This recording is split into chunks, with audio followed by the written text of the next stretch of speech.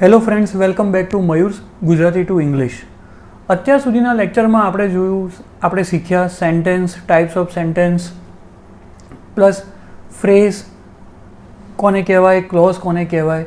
હવે આજે આપણે વાત કરવાના છીએ ઇંગ્લિશના એક મેઇન ઇમ્પોર્ટન્ટ ટૉપિકની કે જે છે પાર્ટ્સ ઓફ સ્પીચ, કે જેના પર આખું ઇંગ્લિશ રચાયેલું છે. આપણે અત્યાર સુધી સેન્ટેન્સીસ જોયા, ટાઈપ્સ ઓફ સેન્ટેન્સીસ એ તો બધું જોયું કે ભાઈ વર્ડ શું ભેગા કરીએ તો સેન્ટેન્સ બનતું હોય છે, સેન્ટેન્સથી પેરેગ્રાફ થતું હોય છે. પણ આ પાર્ટ્સ ઓફ સ્પીચ શું છે? પાર્ટ્સ ઓફ સ્પીચ બેસિકલી એ વસ્તુ છે કે જે આપણું સેન્ટેન્સ જે હોય છે કે એની અંદર જે આપણે વર્ડ્સ યુઝ કર્યા હોય છે, શબ્દનો જે પ્રયોગ કર્યો હોય છે, તો એ શબ્દોનો મેઇન મિનિંગ શું છે, નાઉન શું છે, એમાં પ્રેપોઝિશન શું છે, પ્રોનાઉન શું છે, એડવર્બ શું છે, એડજેક્ટિવ શું છે, વર્બ શું છે, ઇન્ટરજેક્શન શું છે.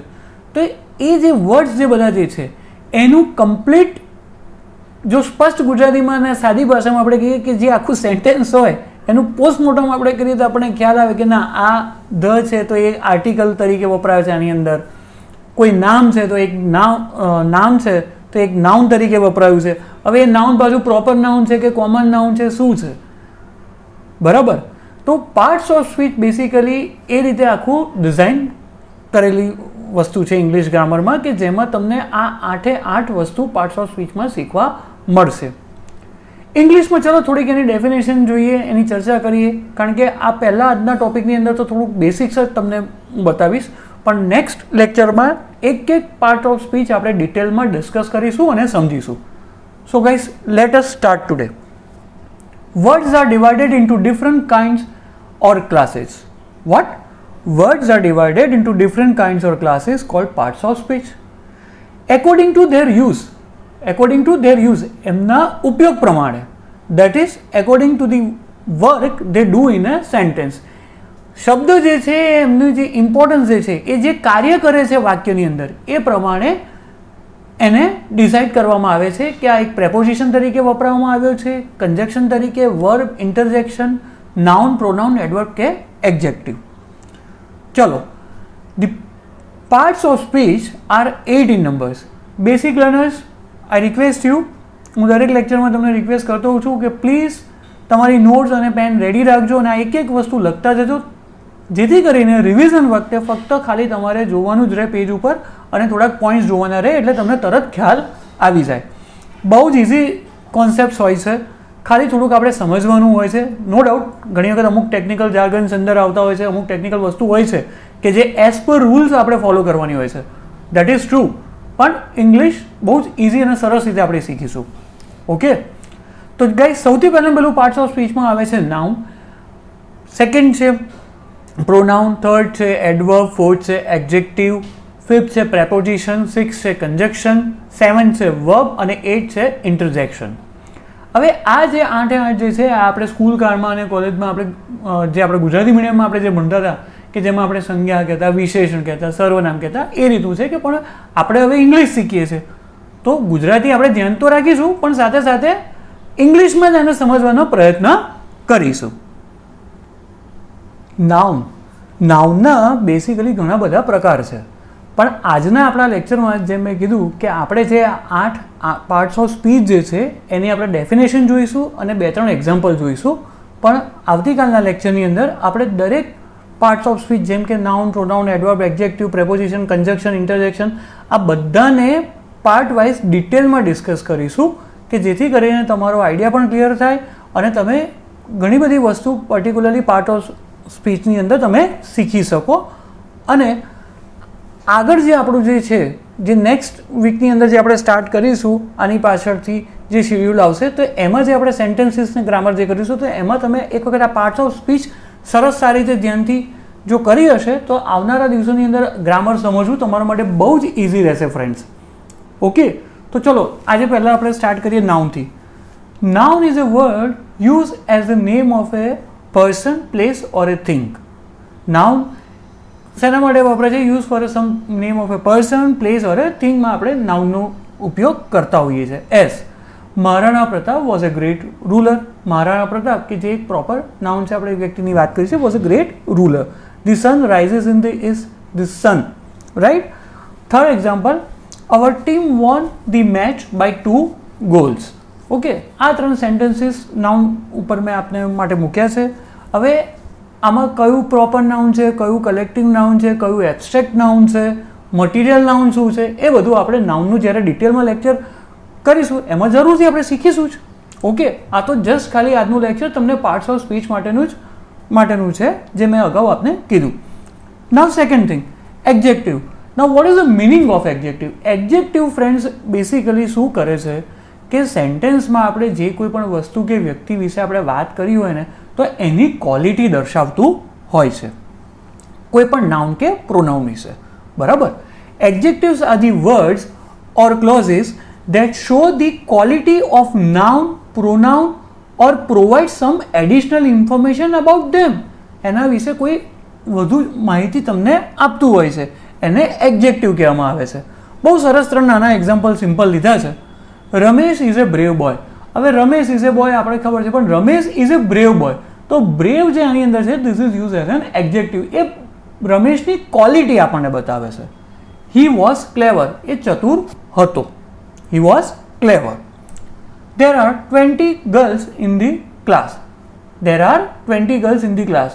ક્લાસની અંદર કેટલી શું? 20 girls. તો 20 is an adjective over here. Okay. Pronoun.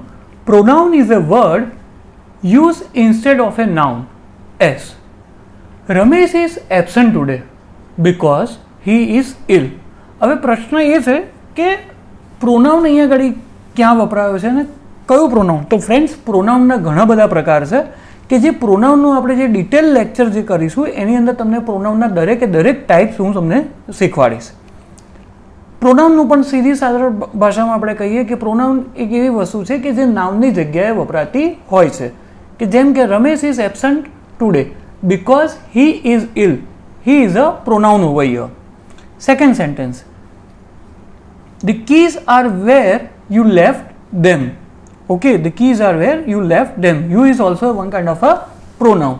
Use basically એટલું તમે ધ્યાન રાખજો કે પ્રોનાઉન શેને કહેવામાં આવે છે કે નામની જગ્યાએ જે વપરાતું હોય છે એને પ્રોનાઉન કહેવામાં આવે છે. વધારે તમે કન્ફ્યુઝ ના થશો, કારણ કે દરેક વસ્તુ ડિટેલમાં આપણે જેમ જેમ કરીશું પાર્ટ્સ ઓફ સ્પીચનું લેક્ચર, એક પાર્ટ ઓફ સ્પીચને લઈને એમાં આપણે શીખીશું અને સમજીશું. Okay, now coming to the verb part. Verb is a word used to express an action or state. Okay, verb is a word used to express an action or state as. Verb એટલે ગુજરાતીમાં આપણે કહેતા હોઈએ છીએ ક્રિયાપદ. ચલો sentence દ્વારા સમજીએ. બેસિક લર્નર્સ, કદાચ થોડુંક તમને એમ લાગતું હશે કે શું છે શું નહીં, તો પ્લીઝ કોઈ આમાં રોકેટ સાયન્સ નથી. જેમ જેમ સેન્ટેન્સીસને બધું આવશે એમ એમ આપણને ખ્યાલ આવતો જશે અને બહુ સરસ સારી રીતે આપણે કરીશું. અને કંઈ જ અઘરું નથી. Note down my words guys. Okay, basic learners ખાસ તમને કહું છું. ચલો, the boy wrote a letter to his cousin. હવે the boy wrote a letter to his cousin. હવે છોકરાએ એના કઝિનને લેટર લખ્યો. તો wrote a letter, wrote that is એણે એક ક્રિયા કરી. Okay, so wrote is a verb over here.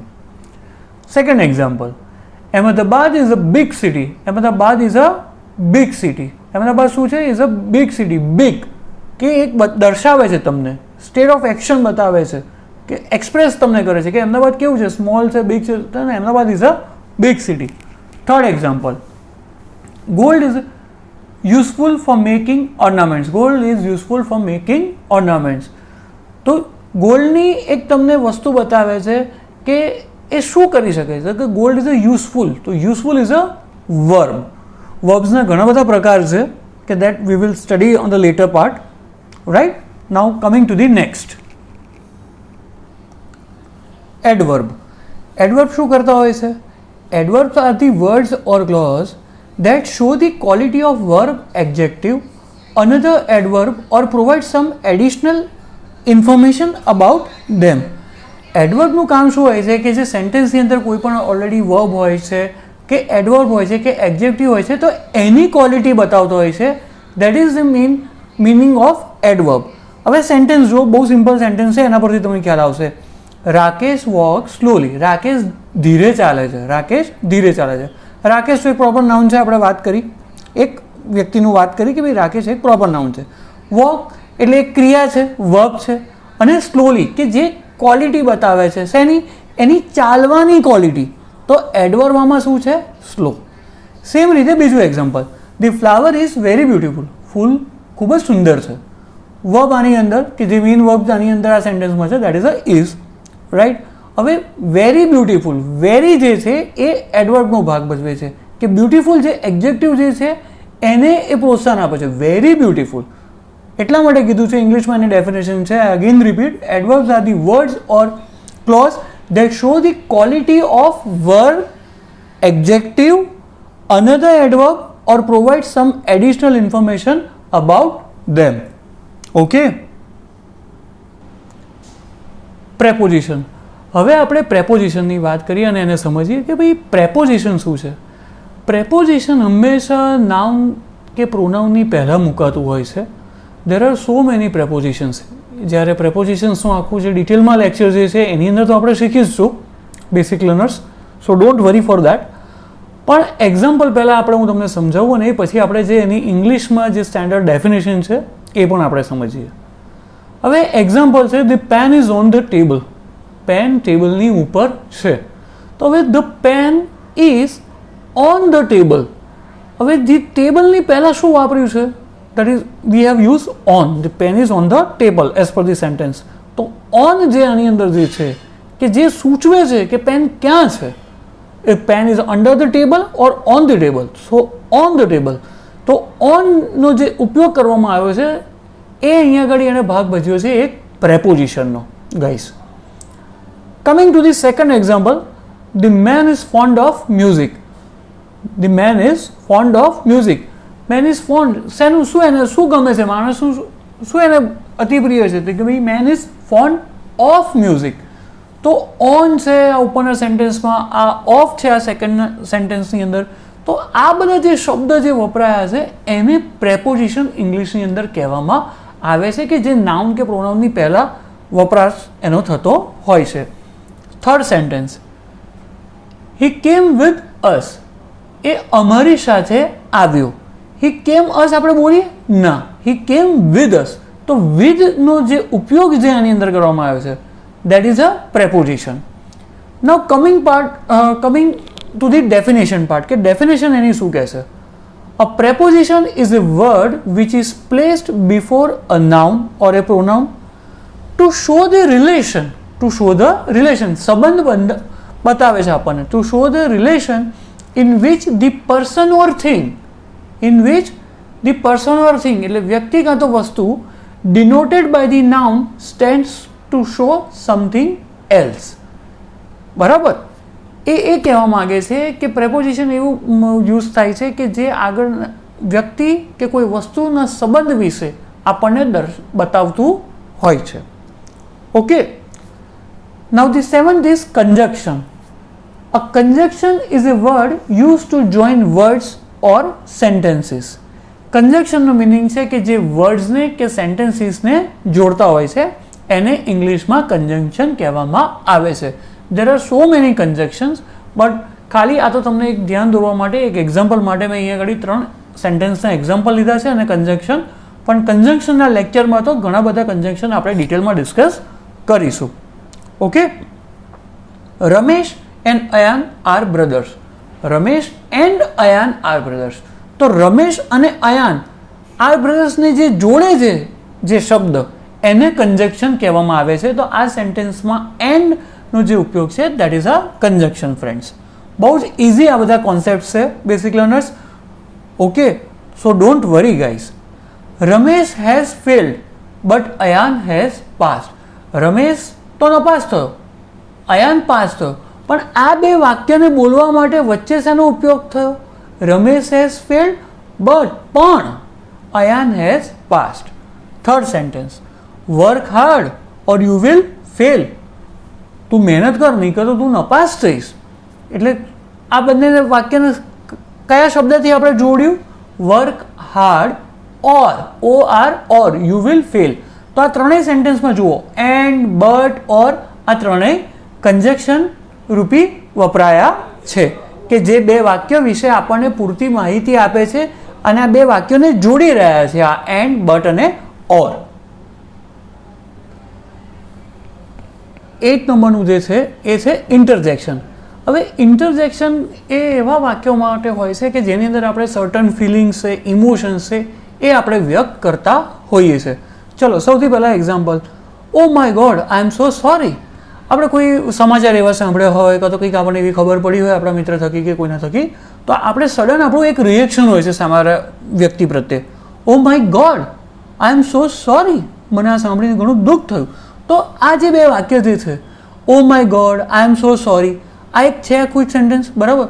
તો આની અંદર તમે જુઓ કે ઓ માય ગોડ એની બાજુમાં પણ એક્સપ્લેનેશન માર્ક છે અને આઈ એમ સો સોરી એમાં પણ એક્સપ્લેનેશન માર્ક છે. તો આ જે એક્સપ્લેનેશન માર્ક જે છે એ એક સડન ફિલિંગ, એક સડન ઇમોશન બતાવે છે. એને ઇન્ટરજેક્શન ઇંગ્લિશમાં કહેવામાં આવે છે કે જે આ પાર્ટ ઓફ સ્પીચની અંદર છે. સેકન્ડ વાક્ય, મેચ જીતી ગયા હોઈએ તો એની એક ખુશી હોય છે, તો આપણે બોલીએ છીએ hurray we have won the match, we have won the match, right. તો આ જે છે હુર્રે પર્ટિક્યુલરલી, તો એની અંદર આપણે એક્સપ્લેનેશન માર્ક બતાવ્યું અને એટ ધી એન્ડમાં પણ, તો એ એક આપણી એક ફિલિંગ્સ વ્યક્ત કરી છે આપણે, right. So an interjection is a word which express sudden feelings expressions. Okay. અને બીજી વસ્તુ ખાસ યાદ રાખજો, such words or phrases are followed by an explanation mark. આ બિલકુલ ભૂલતા નહીં. ઓકે ગાઈસ, આઈ હોપ કે આ જે પાર્ટ ઓફ સ્પીચના જે 8 જે ડિફરન્ટ જે છે એ મેં ખાલી ફક્ત આજના લેક્ચરમાં તમને એક સિમ્પલ એની ડેફિનેશન અને એક્ઝામ્પલ થકી બતાવ્યું છે. પણ આવનારા લેક્ચરમાં આવતીકાલથી એક એક પાર્ટ ઓફ સ્પીચને ડિટેલમાં ડિસ્કસ કરીશ. So guys please stay tune. Video જો તમને ગમે તો પ્લીઝ તમે લાઇક કરજો, શેર કરજો અને સબસ્ક્રાઈબ કરજો આ ચેનલને. આશા રાખું છું કે બેસ્ટ પોસિબલ એફર્ટ્સ મારા તરફથી રહેશે કે તમને સરસ સારી રીતે complete entire grammar with speaking abilities કે જે આપણો મેઇન મોટો જે છે એ આપણે હાસિલ કરવાનું છે, right. We need to reach over there. So best of luck to you. અને કાલે આપણે મળીશું નાઉનના લેક્ચર સાથે. અને જો કદાચ જૂની જે વિડીયોઝ જે છે સબ્જેક્ટ પ્રેડિકેટની ને ફ્રેઝની એની ન જોઈએ તો પ્લીઝ ગાઈઝ જોજો. જો આગળ તમને દરેકે દરેક વસ્તુ તમારા માટે ઇઝી રહેશે સમજવા માટે, basic learners, right. Thank you people.